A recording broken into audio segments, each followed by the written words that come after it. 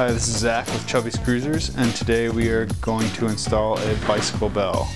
You're going to need a Phillips head screwdriver. First step, after you've removed the bell from the package, is to loosen one of the screws and remove the other.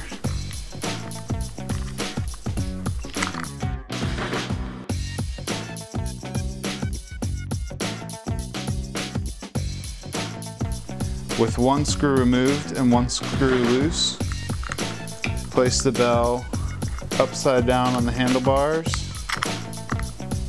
and insert the screw.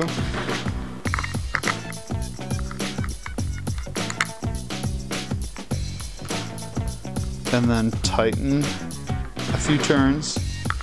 Then tighten the other screw, just a quarter turn, half turn.